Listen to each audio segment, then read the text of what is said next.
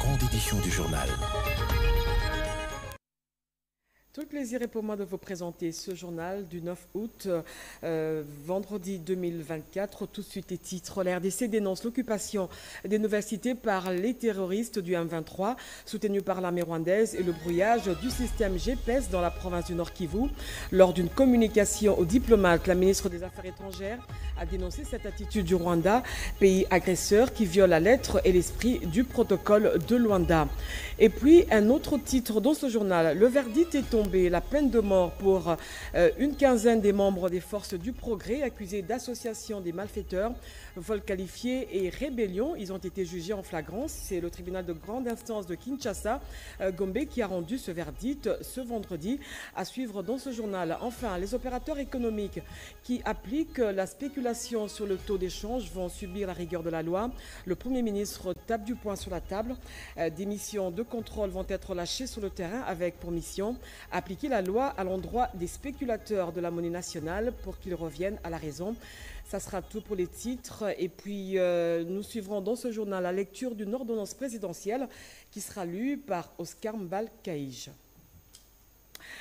D'abord, en nouvelle, initialement prévue pour ce vendredi, la campagne pour l'élection du bureau définitif du Sénat est reportée à une date ultérieure selon le bureau provisoire. Le report est dû aux problèmes techniques et sécuritaires suite aux incidents survenus au Palais du Peuple lors des dépôts des candidatures des sénateurs. Il en est de même pour l'élection des membres du bureau définitif pour ce samedi. Une communication aux diplomates pour dénoncer l'attitude du Rwanda et ses supplétifs du M23, la ministre d'État, ministre des Affaires étrangères, coopération internationale et francophonie, Thérèse Kayikwamba, s'est livrée à l'exercice. Elle a évoqué l'occupation des nouvelles cités et brouillage du système GPS dans la province du Nord Kivu. Edith Chala pour ce reportage.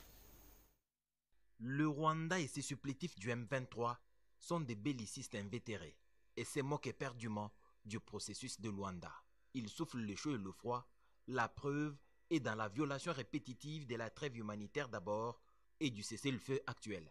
La ministre d'État, ministre des Affaires étrangères, coopération internationale et francophonie, Thérèse Kayikwamba Wagner, l'a vigoureusement dénoncé au nom du gouvernement de la République démocratique du Congo devant le corps diplomatique. Malgré le cessez-le-feu, sur le terrain, les RDF et leurs supplétifs se sont une fois encore illustrés par leur violation de la trêve humanitaire et du cessez-le-feu de Luanda, notamment par l'occupation de 3 localités dans le territoire de Rutshuru, à savoir Nyamilima, Ishasha et Nyakokoma. La vie humaine semble n'avoir aucune valeur aux yeux de Paul Kagame. L'évidence est dans le brouillage du GPS dans le Nord Kivu, exposant les avions commerciaux et humanitaires au crash. Le 29 juillet, le gouvernement de la République démocratique du Congo a dénoncé à travers un communiqué de presse des attaques de brouillage des systèmes GPS et d'usurpation d'identité qui affectent l'espace aérien de la province du Nord Kivu, autour en particulier des villes de Goma, Beni, Butembo, Kibumba et Kanyabayonga. Le gouvernement congolais se doit d'aviser la communauté internationale que ces actes mettent aussi en danger les missions humanitaires essentielles menées pour soutenir les populations locales victimes de la guerre d'agression rwandaise.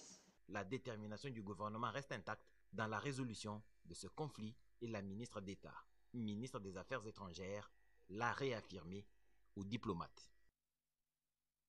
Je l'ai dit au sommaire, le tribunal de grande instance de Kinshasa-Gombe a rendu son verdict ce vendredi dans l'affaire opposant le ministère public aux 15 membres des forces du progrès. La peine de mort pour association des malfaiteurs, vol qualifié et rébellion, c'est la sentence à leur endroit. À titre de réparation civile, le tribunal a condamné tous les prévenus, excepté ceux qui sont acquittés, à payer une amende de 20 000 $ américains. Edith Chala pour ce compte-rendu.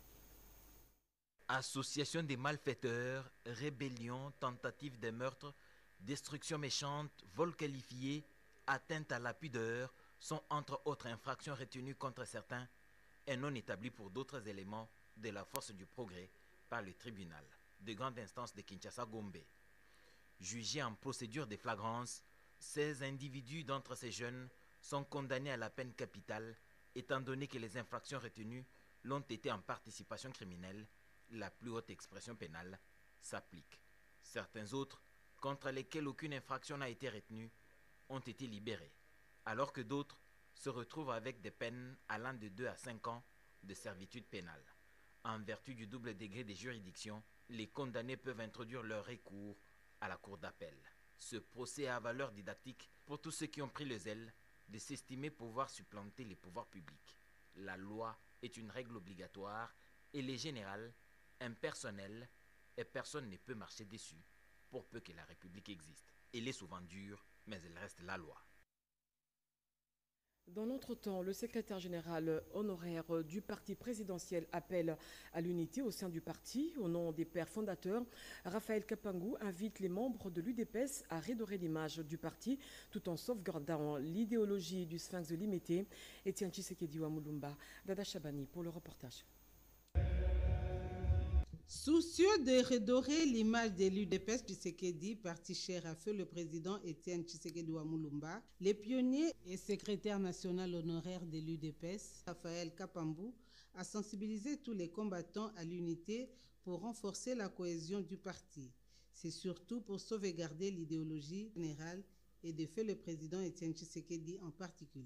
Nous sommes venus suite aux interpellations et demandes expresses de nombreux compagnons de lutte, dont certains parmi vous, et en commençant par le président de la République, son Excellence Félix Antoine Tshisekedi Tshilombo, qui nous avait exprimé lui-même en 2019 son souhait de nous voir jouer encore un rôle au parti en vue de l'aider à se relever.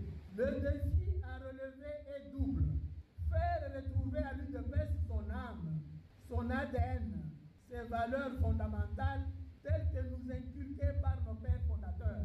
Faire récupérer à l'UDPS sa place de première force politique du pays et espoir du peuple congolais. Une dynamique des membres de l'UDPS Tshisekedi pour l'unité et la survie du parti devront passer aux actes concrets dont le premier consiste à démontrer notre détermination à mettre fin à la division et d'aller participer tout un chacun aux réunions de sa cellule de base.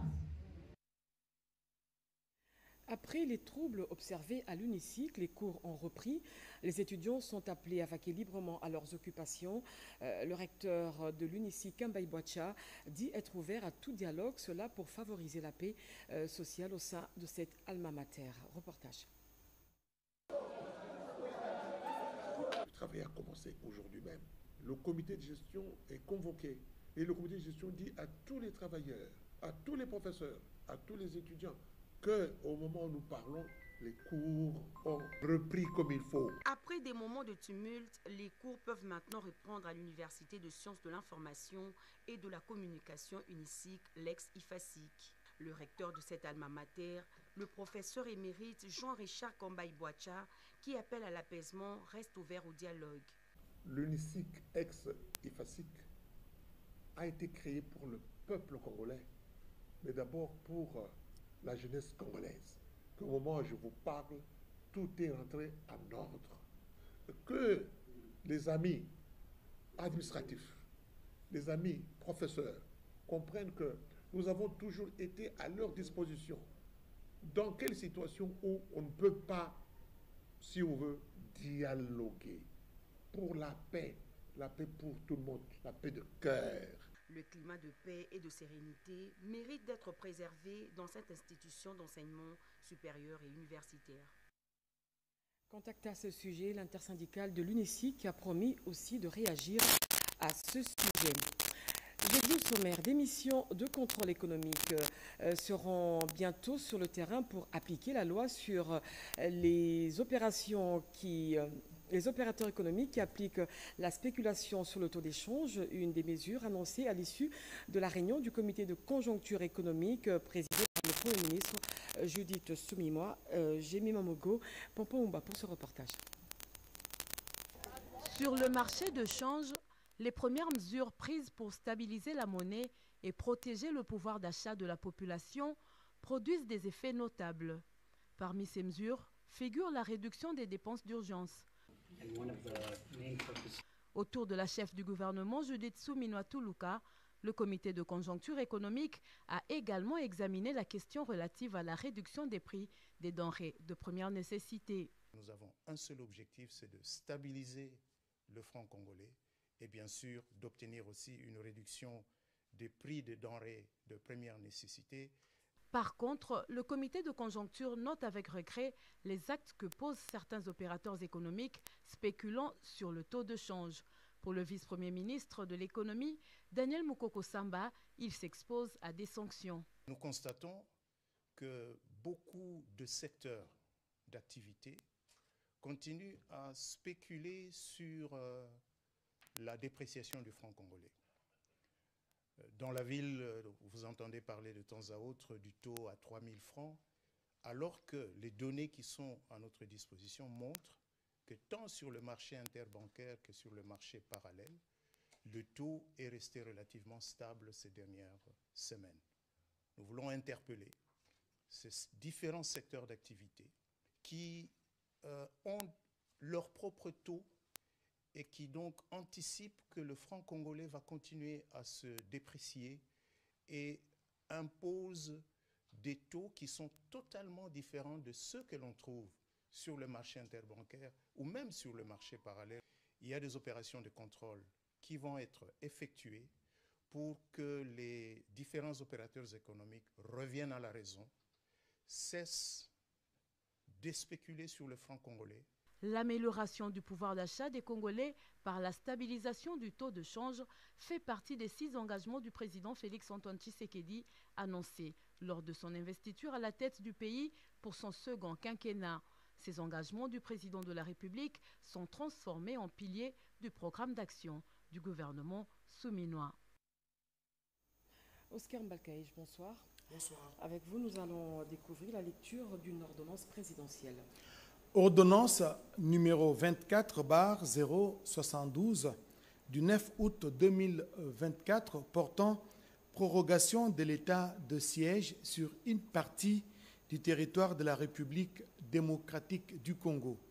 Le président de la République, vu la Constitution telle que modifiée par la loi numéro 11/002 du 20 janvier 2011 portant révision de certains articles de la Constitution de la République démocratique du Congo du 18 février 2006, spécialement en ses articles 61, 69, 79, 85, 144, 145 et 156 alinéa 2, vu l'arrêt sous R. Cons 1550 du 6 mai 2021 de la Cour constitutionnelle, siégeant en appréciation de la constitutionnalité de l'ordonnance numéro 21/016 du 3 mai 2021 portant mesure d'application de l'état de siège sur une partie du territoire de la République démocratique du Congo, vu la nécessité et l'urgence.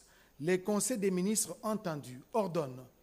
Article 1er est prorogé pour une période de 15 jours prenant cours le 10 août 2024, l'ordonnance numéro 21/015 du 3 mai 2021, telle que complétée à ce jour, portant proclamation de l'état de siège sur une partie du territoire de la République démocratique du Congo.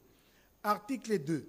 Sont abrogées toutes les dispositions antérieures contraires à la présente ordonnance faite à Kinshasa le 8 août 2024, Félix Antoine Tshisekedi Tshilombo, Judith Suminwa Tuluka, Première ministre, pour copie certifiée conforme à l'original le 8 août 2024, le cabinet du président de la République, Anthony Kinzo Kamole, directeur de cabinet. Ordonnance loi numéro 24/017 du 8 août 2024 portant autorisation de la prorogation de l'état de siège sur une partie du territoire de la République démocratique du Congo. Le président de la République, vu la Constitution telle que modifiée par la loi numéro 11/002 du 20 janvier 2011 portant révision de certains articles de la Constitution de la République démocratique du Congo du 18 février 2006, spécialement en ses articles 85, 129, 144 alinéa 5 et 145, vu l'ordonnance numéro 24/039 du 28 mai 2024 portant nomination de vice-premier ministre, de ministre d'État, de ministre délégués et de vice-ministres, vu la nécessité et l'urgence, sur proposition du gouvernement délibéré en Conseil de ministres, ordonne, article 1er, est autorisé conformément à l'article 144, alinéa 5 de la Constitution pour une période de 15 jours prenant cours le 10 août 2024, la prorogation de l'état de siège proclamé par l'ordonnance numéro 21/015 du 3 mai 2021. Article 2. Sont abrogées toutes les dispositions antérieures contraires à la présente ordonnance-loi. Article 3. Enfin, la présente ordonnance-loi entre en vigueur à la date de sa promulgation. Faite à Kinshasa, le 8 août 2024, Félix Antoine Tshisekedi Tshilombo, Judith Suminwa Tuluka, Première ministre, pour copie certifiée conforme à l'original, le 8 août 2024, le cabinet du président de la République, Anthony Kinzo Kamole, directeur de cabinet. Merci Oscar Mbalkaïch pour la lecture de cette ordonnance présidentielle. Nous poursuivons ce journal. Doudou Fwamba, ministre des Finances, félicite les régies financières dans la maximisation des recettes pour ce mois de juillet 2024. 3 milliards de dollars américains ont été mobilisés. Une annonce faite lors de la réunion de la mobilisation des recettes présidée par le ministre des Finances, la DGI, DGDA et la DGRAD de Sylvie Mwembo, Ibrahim Chako. Cette séance de travail autour du ministre des Finances, Doudou Fwamba Likunde Libotaï, a permis de faire le constat des recettes mobilisées durant le mois de juillet 2024. Elles sont de l'ordre de près de 3 milliards de dollars américains. Les 3 directeurs généraux des régies financières, à savoir la DGI, la DGRAD et la DGDA, ont exposé sur les facteurs qui ont concouru à la réalisation de ces niveaux de recettes. Un accent a été mis sur la transparence. L'Argentin national a insisté sur la nécessité d'appliquer les mesures disciplinaires pour lutter contre la corruption avant d'instruire ses services à activer l'informatisation de la collecte du contrôle de la TVA. Il est vrai que les régies financières se sont très bien comportées au niveau des recettes. Nous avons fait un taux de plus ou moins 102%. Et aussi, les régies financières ont pris la résolution de tout faire pour qu'au mois d'août, que les recettes soient vraiment revues à la hausse, donc au niveau des réalisations. En rapport avec les projections de l'année prochaine sur la mobilisation des recettes, les régies financières ont reçu des directives pour affirmer ces prévisions grâce à de nouvelles mesures douanières, fiscales et administratives. De plus, des mesures d'allègement fiscal sont envisagées pour les opérateurs économiques dans les zones de conflit, principalement dans l'est de la RDC. En réponse aux instructions du président de la République, Félix Antoine Tshisekedi Tshilombo, et cela démontre aussi son ferme engagement à soutenir les territoires du pays affectés. Et de son côté, la Banque centrale du Congo, par le biais de la réunion du comité de politique monétaire, maintient son taux directeur à 25% et d'autres mesures, selon le gouverneur de la Banque centrale, Malango Kabedi, qui a présidé cette réunion. Ce maintien du taux directeur va permettre de consolider et renforcer la value extrême de la monnaie nationale. Dada Chabani. Réunis le jeudi 8 août 2024 sous la présidence de Madame le gouverneur de la Banque centrale du Congo, Malango Kabedi Mboui, le comité de politique monétaire a pris ses décisions. Le maintien du taux directeur de la BCC à 25%, de porter le coefficient de la réserve obligatoire sur les dépôts à vue en monnaie nationale de 10 à 12%. Le CPM a également gardé à 0% le coefficient de la réserve obligatoire sur les dépôts à terme en monnaie nationale et maintenu le coefficient de la réserve obligatoire sur les dépôts en devises à 13% et 12% pour les dépôts à vue et à terme respectivement. Ces batteries de mesures prises visent à consolider et à renforcer les récents développements positifs relatifs à l'inflation et à la valeur externe de la monnaie nationale, le franc congolais.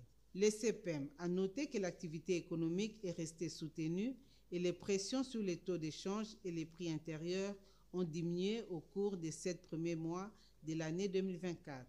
En effet, la dépréciation du franc congolais s'est située à 6,4% pendant cette période contre 17% à fin juillet 2023, reflétant l'impact de la mise en œuvre continue des mesures de stabilisation prises dans les domaines monétaires et budgétaires. De son côté, l'inflation a connu un ralentissement significatif, se situant à 8,5% à fin juillet 2024, comparé à 16,5% à la même période de 2023.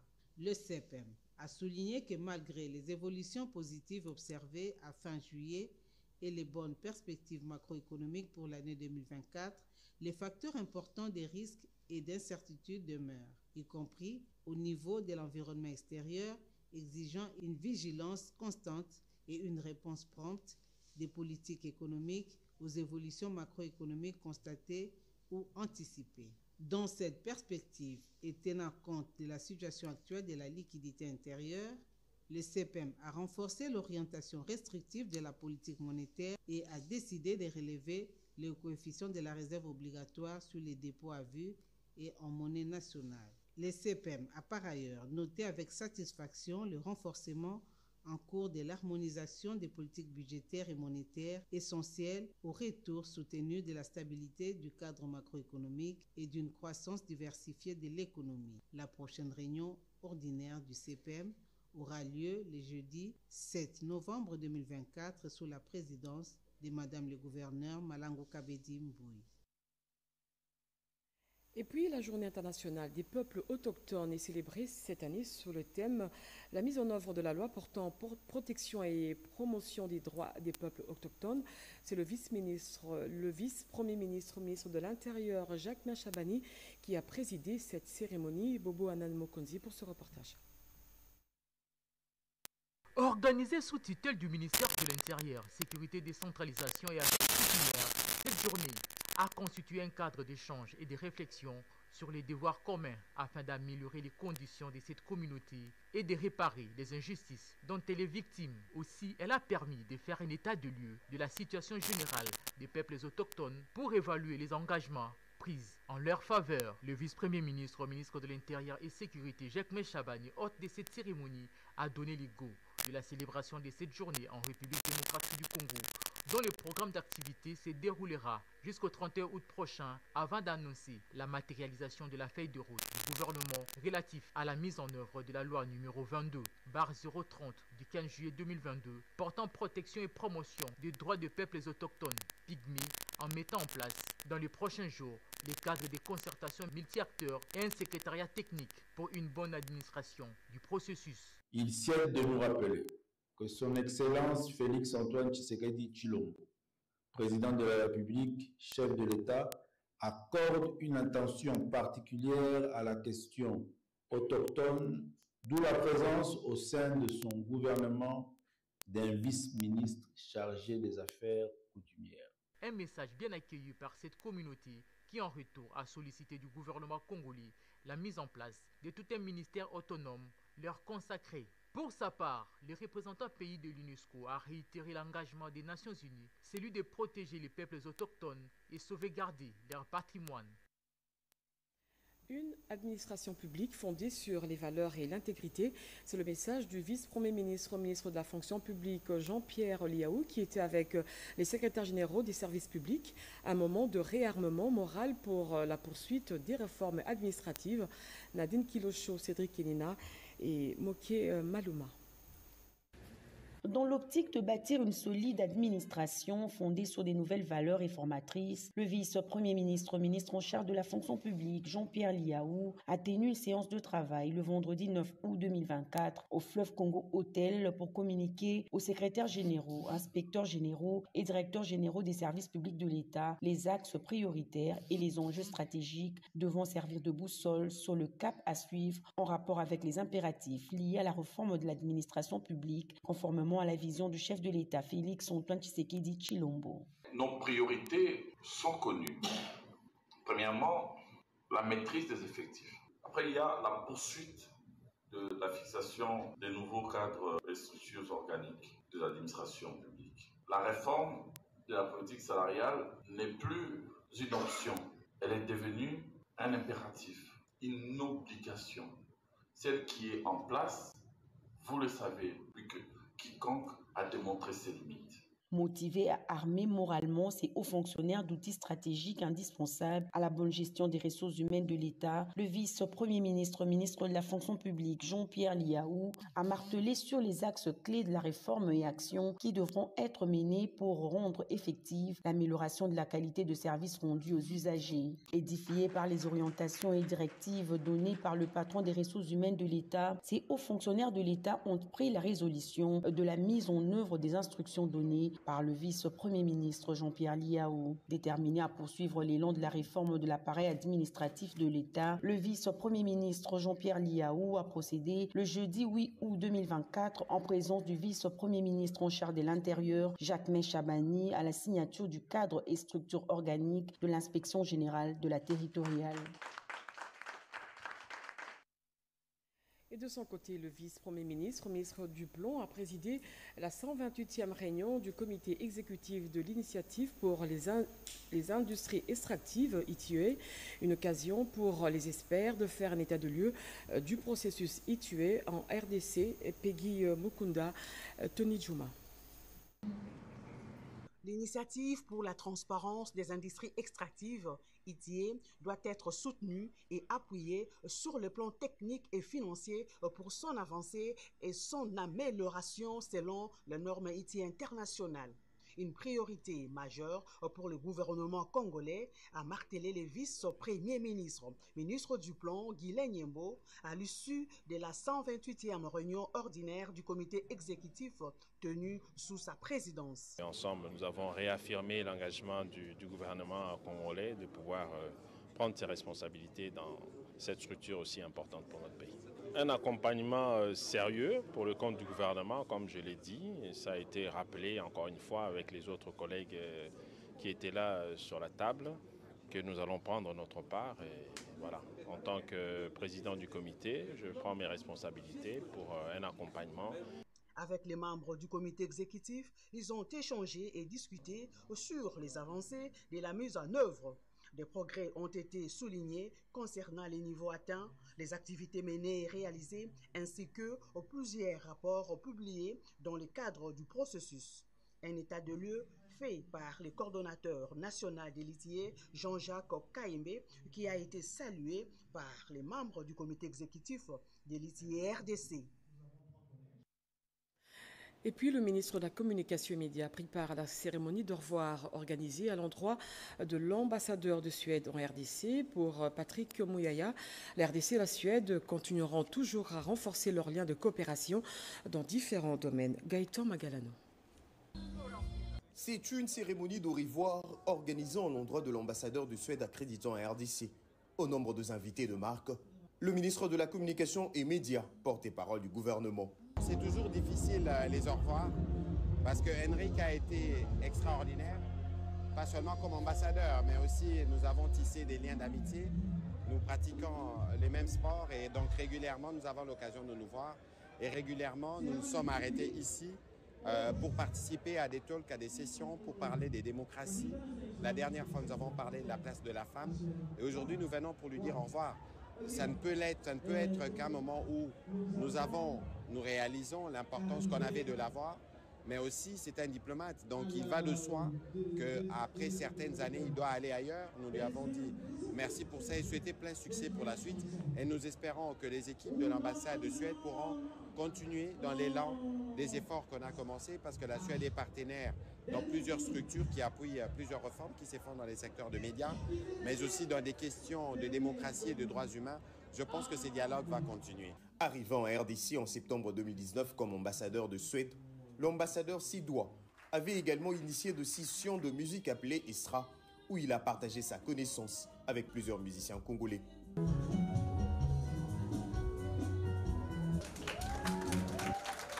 Nommé en septembre 2019, il a également occupé les fonctions de ministre conseiller, chef de mission adjoint à l'ambassade de Suède à Paris en France de 2017 à 2019. L'homme au centre de toute action, c'est le message du ministre de l'Industrie, Louis Watoum, à la délégation syndicale de son ressort. Ce dernier a rappelé l'obligation des résultats dans les objectifs à atteindre. Cédric Kenina pour ce reportage. L'objectif est la recherche du bien-être collectif, l'amélioration des conditions de travail pour aboutir à des résultats escomptés. C'est dans cette logique qui met l'humain au centre que le ministre de l'Industrie et PME, Louis Watoum, a échangé avec la délégation syndicale de son ressort. Se mettre à l'écoute, examiner les cahiers des charges et apporter des pistes de solutions, les patrons de l'industrie a promis de s'investir. Nous sommes venus d'abord présenter des civilités à vive voix à son Excellence, Monsieur le ministre Kabamba Watoum. Lui, il nous a reçus et nous sommes parlé en père de famille. Il a reçu notre cahier des charges.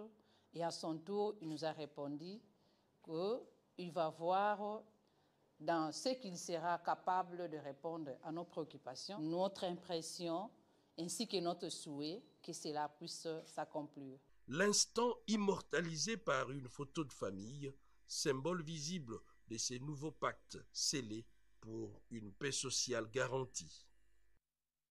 Et au département de la communication visuelle de l'Académie des Beaux-Arts, des étudiants et professeurs réfléchissent sur comment doter la rumba congolaise d'une charte graphique et autres composantes. Toutes les intelligences sont mises à contribution pour montrer à la face du monde le lien qui existe entre la communication visuelle et la rumba congolaise. Gaëtan Magalano. Comment faire pour démontrer à la face du monde l'apport de la communication visuelle dans la rumba congolaise ? Inscrite patrimoine immatériel de l'UNESCO, question évoquée lors de cette rencontre au département de la communication visuelle à l'Académie de Beaux-Arts. Au devant de la scène, le sénateur Didier Moumengi, le professeur Kalamba et son collègue Joseph Ibongo ainsi que le professeur Lema Koussa. Autour d'une même idée, des étudiants et professeurs ont cogité à ces sujets. Des étudiants appelés à mettre leur expertise à travers un travail scientifique pour prouver à la face du monde le lien existant entre la communication visuelle et la rumba congolaise, veut exprimer par cette organisation la rumba jury d'immersion. Doter la rumba d'une charte graphique et d'autres composants, c'est la tâche que s'y donne cette assistance. La 12e édition de la Grande Fête des Juifs va se tenir ici à Kinshasa, au siège de la communauté des assemblées chrétiennes. L'annonce a été faite au cours d'un point de presse présidé par le représentant légal de cette communauté, François Mutombo. Blandine Wavingana, Camille Djoké pour ce reportage. Les livres chrétiens feront leur festival à Kinshasa du 14 au 18 août 2024.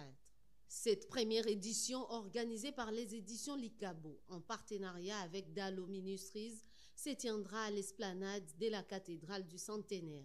Ces 5 jours, des rencontres seront un moment privilégié pour découvrir les parutions et nouveautés de nombreuses maisons d'édition, rencontrer de nombreux auteurs chrétiens et discuter avec les acteurs du secteur. Ce grand rendez-vous littéraire sera aussi rythmé de temps forts comme des expositions, la vente et la dédicace des livres. Pas seulement, il sera également marqué par des conférences, concerts, panels, ateliers et autres. En fait, je suis motivé par la Bible où nous voyons Dieu être sanctionné sévèrement, celui qui n'a rien fait avec le don que Dieu lui a donné. Et nous avons les dons enfouis en nous. Nous avons l'expérience que nous sommes en train de vivre qui sont aussi comme des dons qu'il faut léguer aux autres. Et nous avons notre merveilleuse terre convoitée par les nations de la terre qui nous amène toutes ces guerres, eh bien, que nous devons connaître. Et il faut savoir cultiver le Congo et garder le Congo. Objectif, promouvoir les livres des chrétiens dans leur diversité et particularité.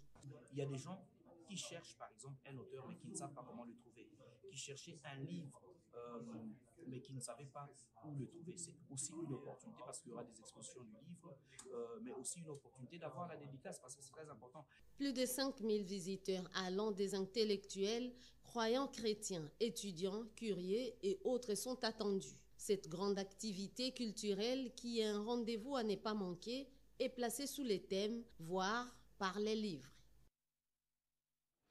Sachez également que la 8e édition de la Grande École du ministère international a organisé une formation à l'intention des hommes de Dieu et autres évangélistes du ministère Amen. C'est un reportage de Rikin Zouzi. Limité 8e rue à Kinshasa, la Grande École du ministère international, EMI 2024, a ouvert solennellement ses portes le 7 août. Cette 8e édition est un grand rendez-vous d'enseignement biblique et des prières au profit des pasteurs, des évangélistes et autres fidèles du ministère Amen.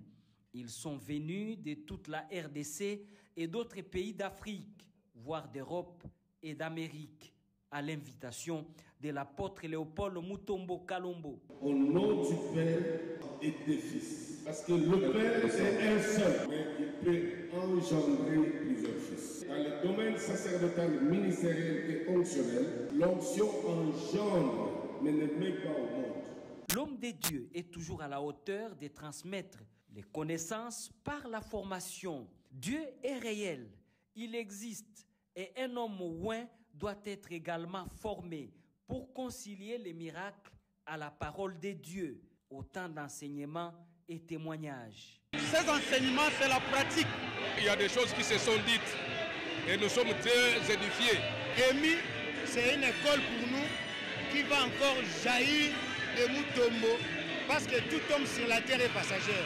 De 9h à 15h, l'école du ministère international au Grand Temple du ministère Amen va se clôturer le 11 août, moment de prière aussi pour la paix dans le monde et en RDC. La ministre de l'Enseignement supérieur et universitaire a entamé une mission d'inspection des projets de modernisation des universités à travers la République.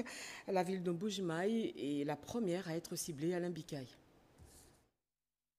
Sur l'instruction du président de la République et de la première ministre, professeur Marie-Thérèse Sombo, ministre de l'Enseignement supérieur et universitaire, ESU a entamé une mission d'itinérance pour faire le suivi du projet de modernisation des institutions universitaires à travers les pays.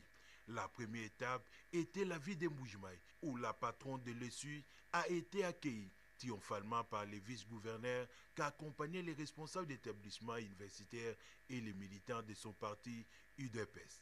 De là, le cortège de Marie-Thérèse Sombo a pris la direction du gouvernorat de cette province où elle a échangé avec le gouverneur Jean-Paul Mbouébois Kapo. Sans repos, la dame de fer, elle s'est rendue tout à tour au chantier de l'ISTEM de l'université officielle de Mbuji-Mayi et aux cliniques universitaires pour s'enquérir de l'état d'avancement de ces travaux.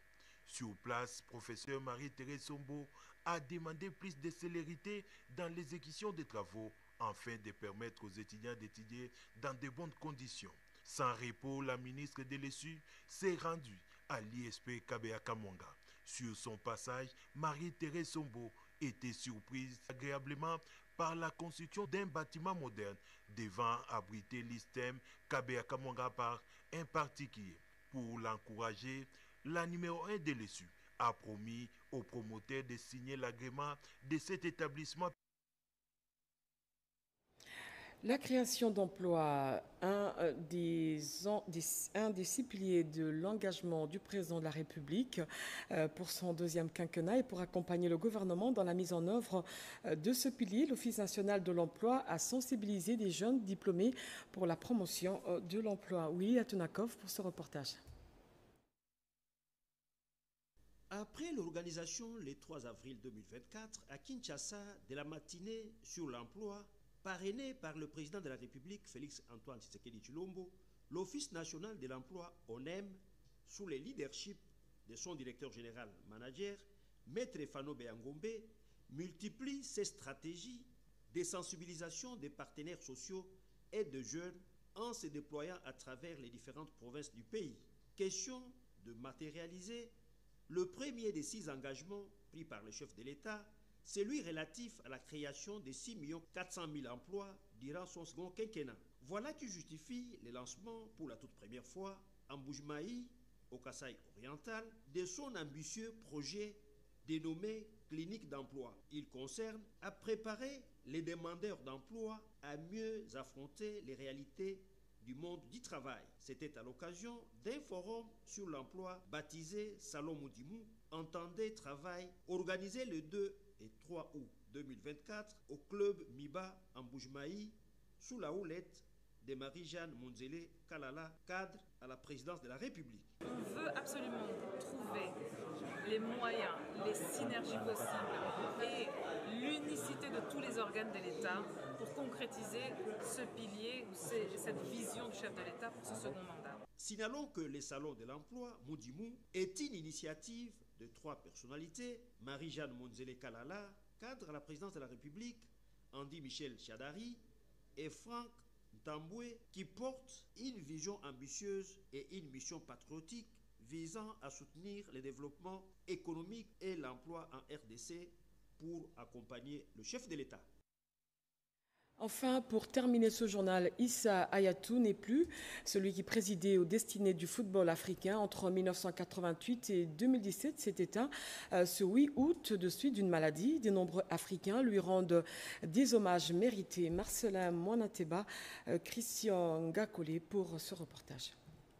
L'Afrique du ballon rond est en deuil. Cela fait suite à la disparition le 8 août à Paris, capitale de la République française, de l'ancien président de la Confédération africaine de football, le Camerounais Issa Hayatou. Ainsi, M. Constant Omari Selemani, président honoraire de la Fédération congolaise de football association, ancien vice-président de la Confédération africaine de football et membre simultanément des comités exécutifs de la FIFA et de la CAF, témoigne. Je garde de lui la notion de la fierté, la notion de non-ingérence de qui que ce soit dans le football africain.